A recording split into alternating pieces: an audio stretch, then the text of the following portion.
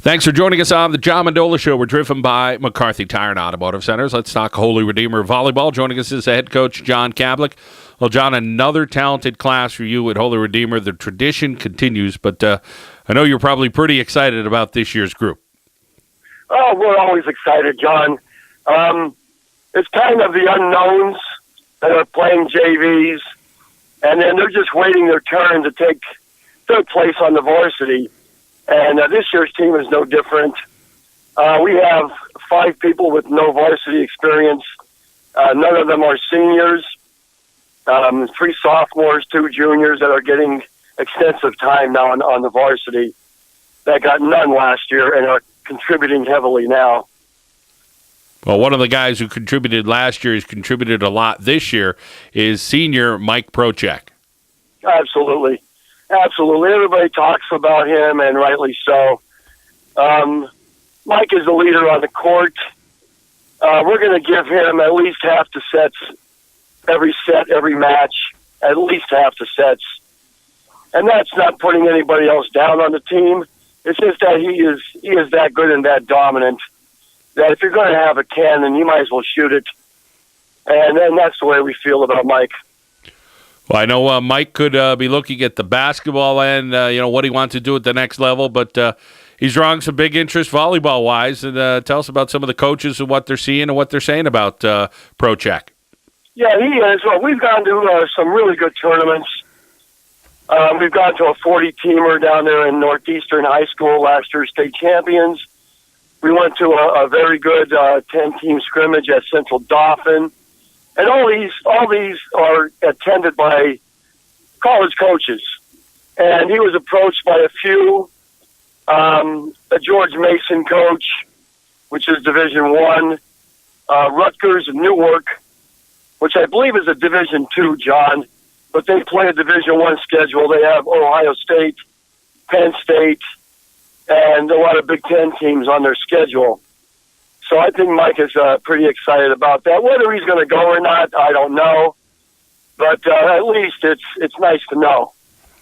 Well, it all gets set up by your setter, and you have a junior in that position. Tell us a little bit about Mike Conlon. Yeah, Mike Conlon. He was one of our 2 setters last year, so he's kind of battle tested right now. He went through the states last year, district finals. Along with Jeremy Maslowski, we ran a 2-setter offense. This year we turned it over to Mike and a 1-setter offense. So he likes it. He likes to be the quarterback. He likes the ball in his hands. And I think all the hitters are comfortable with him. Well, as we head down, one of the middle hitters you have is a sophomore, and his name is John Carr. Tell us about his talents. Yeah, John Carr, raw last year as a freshman. We have a little junior high program that we run twice a year, and he came through that, which, of course, he was dominant. There wasn't any kind of hitting on that or anything, so he came in. He came in as a novice. Toward the end of last year on the JV team, we kind of have two JV teams, John. We have a first JV team and a second JV team. Well, he started to take over the first JV team last year, and this year has kind of try and fill the shoes of Mike Morrison, our 6'8" graduate last year, who was also an all-stater. But John Carr is a great compliment to Mike Prociak. Just really great. We have him against the second line of defense, and he's done well against the Hempfields and Northeasterns and Central Dolphins, and I could go on the teams we played this year. Well, we head over and talk about your junior libero, and that is Alex Koch. Tell us about his talents. Yeah, Alex Koch. Teams probably shouldn't go at him. We have him in a position where we're trying to funnel the ball into Alex as much as we can. We're trying to set our blocks up so they can have to go around it and get into Alex's passing zone. But, he's just a fantastic, calm passer. He's just a relaxed guy. It doesn't matter if the ball's coming 100 miles an hour or, 10 miles an hour. He's just relaxed. And he's really tough on himself. If every pass isn't perfect, he's stomping around and this and that and wondering why. why it wasn't a perfect pass. And we move along here. You have some other outside hitters as well. Kenny Rexer's a junior. And then you got another one in Mike Gatuski.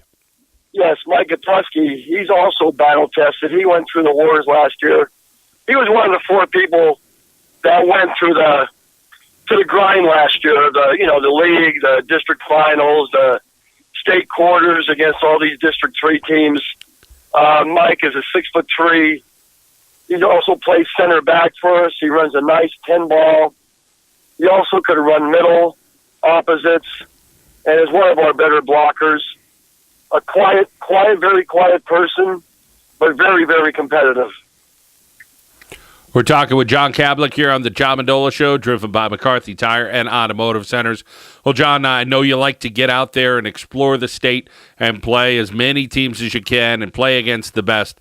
Tell us about how you've fared this well against some of the better teams in the state of Pennsylvania.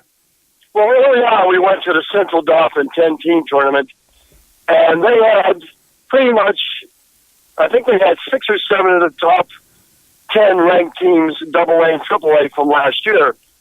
And Central Dauphin, we did really well against them. I think they were ranked 3rd in the state or 2nd in AAA. We ran up against Northeastern again, and we just didn't figure them out. They handled us.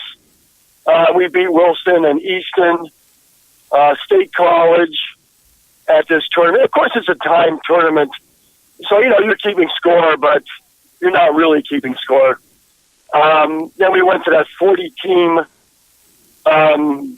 just gargantuan tournament at Northeastern, and we came in 5th out of 40 teams.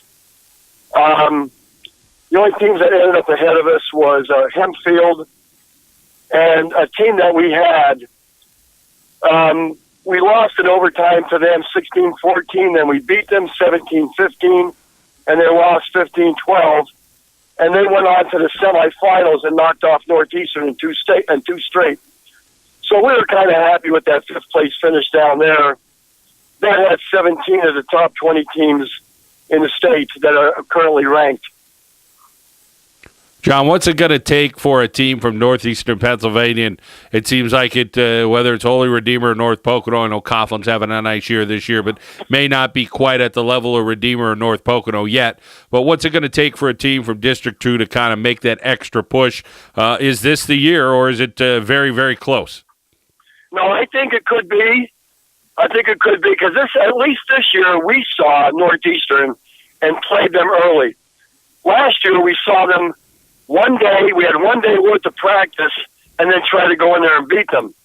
So our scheme was a little bit off, and I take responsibility for that one. But this year at least we saw them. We taped them 3 times at their tournament. So we'll get to see tape. We saw them live. I think you got to get hot at the right time. I think you have to limit your unforced errors. That is a must.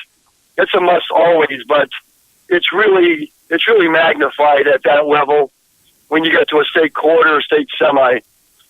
You just can't give points away. So at least we've experienced them this year, and I think, it's getting hot and staying hot for like 7 to 10 days.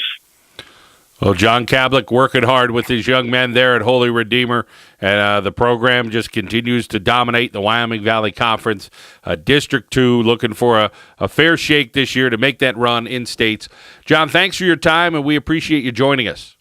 And John, thank you for having me on tonight. I appreciate it.